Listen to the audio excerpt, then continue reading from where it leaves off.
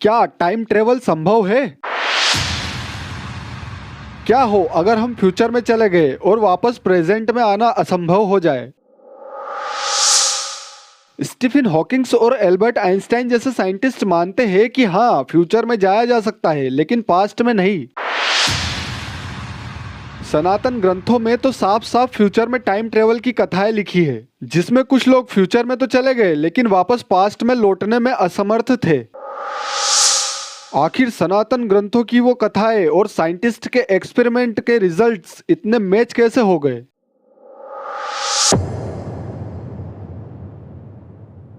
Hello दोस्तों, आज का हमारा टॉपिक है टाइम ट्रेवल। टाइम ट्रेवल यानी कि टाइम में आगे या पीछे जाने को कहा गया है। इस वीडियो में हम जानेंगे कि आखिर साइंस का और ग्रंथ का इस बारे में क्या कहना है। क्या फ्यूचर और पास्ट में जाना संभव है? सन 1895 में पहली बार सर H.G. वेल्स ने अपने नोवेल में टाइम ट्रेवल और टाइम मशीन के बारे में जिक्र किया था। उसके बाद से कई साइंटिस्ट और फिलोसोफर्स ने इस पर अपने अपने विचार प्रकट किए। सर एल्बर्ट आइंस्टाइन ने तो यह तक बताया कि प्रैक्टिकली टाइम ट्रेवल कैसे संभव है, और ग्रंथों में भी इसके कई सबूत मिले हैं जो साफ साफ दर्शाते हैं कि हाँ, वास्तव में टाइम ट्रेवल संभव है। तो आइए देखते हैं कि यह कैसे पॉसिबल है। दोस्तों, अगर आपको नहीं पता कि टाइम चौथा आयाम यानी कि फोर्थ डायमेंशन कैसे है, तो इस पर हमने एक डिटेल्ड वीडियो बनाया है, उसे आप देख सकते हैं, लिंक डिस्क्रिप्शन में है। लेकिन अगर आप पहले से जानते हैं तो अच्छी बात है। दोस्तों, जैसा कि हम जानते हैं कि टाइम चौथा आयाम है, लेकिन इसमें बाकी तीन आयाम की तरह आगे और पीछे दोनों तरफ मूव नहीं किया जा सकता। इसमें सिर्फ फॉरवर्ड डायरेक्शन में ही मूव किया जा सकता है। इसका मतलब है कि पास्ट में टाइम ट्रेवल पॉसिबल नहीं है, जिसे प्रूव करने के लिए कई पैराडॉक्स भी दिए गए, जिनमें से एक है grand parent paradox. Grand parent paradox के अनुसार अगर कोई व्यक्ति टाइम ट्रेवल करके पास्ट में चले जाता है और अपने ही ग्रैंड पेरेंट्स को मार देता है, तो फ्यूचर में वह पैदा ही नहीं होगा, और अगर वह पैदा ही नहीं हुआ तो उसके ग्रैंड पेरेंट्स को मारा किसने? दोस्तों, यह तो एक पैराडॉक्स था जिसका एक्सप्लेनेशन दिए बिना पास्ट में टाइम ट्रेवल की बात करना ही अजीब है। लेकिन चलो, अगर मान लेते हैं कि पास्ट में टाइम ट्रेवल करना पॉसिबल है और कोई 1 साल पहले के टाइम में वापस जाता है, तो उसका 1 साल पहले का रूप भी वहां पहले से ही मौजूद होगा।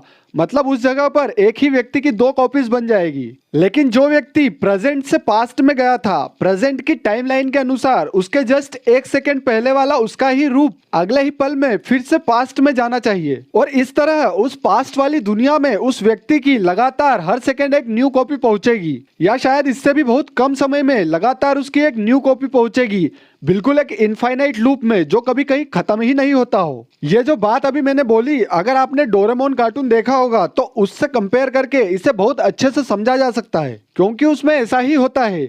जब नोबिता टाइम मशीन का यूज करके पास्ट में जाता है तो अपने ही पास्ट के वर्जन से बात करता है। ऐसी घटना रियल लाइफ में असंभव और काफी अजीब लगती है, इसलिए पास्ट में टाइम ट्रेवल की घटना सच नहीं लगती, और इसीलिए ज्यादातर साइंटिस्ट इसे सच नहीं मानते हैं। और अगर हम धर्म ग्रंथों की बात करें तो उनमें भी बताया गया है कि जो हो गया है उसे वापस बदला नहीं जा सकता। दोस्तों, इसका सीधा मतलब है कि पास्ट में टाइम ट्रेवलिंग को साइंस और ग्रंथ दोनों ही नहीं मानते हैं। अगर हम पास्ट में टाइम ट्रेवल के लिए किसी एक्सपेरिमेंट की बात करें तो सर स्टीफन हॉकिंग्स ने इसके लिए एक एक्सपेरिमेंट भी किया था। उन्होंने एक पार्टी रखी जिसमें सिर्फ पास्ट में टाइम ट्रेवल करने वालों को ही इनवाइट किया गया। उन्होंने सोचा कि अगर फ्यूचर में कुछ हजार या लाख साल बाद कोई व्यक्ति पास्ट में ट्रेवल करने के लिए टाइम मशीन बना लेगा तो वह इस पार्टी में जरूर आएगा, ताकि पास्ट के लोगों को यह ज्ञान मिले कि हाँ, पास्ट में टाइम ट्रेवल करना पॉसिबल है।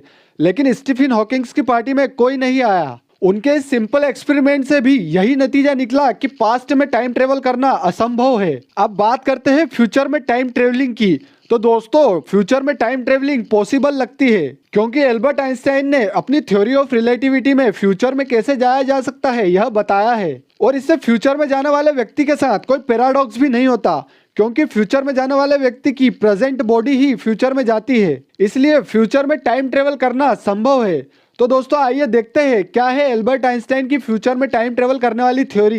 दोस्तों, सन 1905 और 1915 में सर एल्बर्ट आइंस्टाइन ने थ्योरी ऑफ स्पेशल रिलेटिविटी और थ्योरी ऑफ जनरल रिलेटिविटी दी। उनके जरिए उन्होंने समझाया कि जब कोई ऑब्जेक्ट बहुत तेज या लाइट स्पीड के आसपास गति करने लगता है तो उसके लिए समय बहुत धीमा बीतने लगता है। कहने का मतलब है कि अगर हम कोई ऐसा क्राफ्ट बना ले जो बहुत तेज गति पर चले, फॉर एग्जाम्पल 2.5 लाख किलोमीटर पर सेकेंड की स्पीड से चले और उस क्राफ्ट से पृथ्वी से 1 जनवरी 2050 में निकले और 1 जनवरी 2051 को वापस धरती पर आ जाए, तो हम देखेंगे कि जिस दुनिया को हम छोड़कर गए थे वो अब नहीं रही। दुनिया तो कई हजार साल आगे चले गई और इस तरह से हम फ्यूचर में टाइम ट्रेवल कर जाएंगे। लेकिन दोस्तों, अब हमारे पास वापस घर लौटने का कोई रास्ता ही नहीं होगा, क्योंकि ऐसा कोई घर रहेगा ही नहीं जैसा हम छोड़कर गए थे। दोस्तों, यह सिर्फ साइंटिस्ट की कल्पना ही नहीं है, बल्कि इसे प्रूव भी किया गया है और हमारे धर्म ग्रंथों में फ्यूचर में टाइम ट्रेवल की कई घटनाएं बताई गई है, जिन्हें हमने हमारे दूसरे वीडियोस में भी बताया है। अगर आप चाहें तो इस वीडियो के बाद हमारा टाइम डायलेशन वाला वीडियो भी देख सकते हैं। दोस्तों, अगर हम फ्यूचर में टाइम ट्रेवलिंग को थोड़ा क्लियरली समझे तो हम फ्यूचर में नहीं जाते, बल्कि ऐसी अवस्था में चले जाते हैं कि जहां हमारे शरीर की प्रोसेस बाकी दुनिया से धीमी हो जाती है और हम नए टाइम तक अपने शरीर को प्रिजर्व कर लेते हैं। कहने का मतलब है कि हम एक दुनिया को छोड़कर दूसरी दुनिया में नहीं जाते।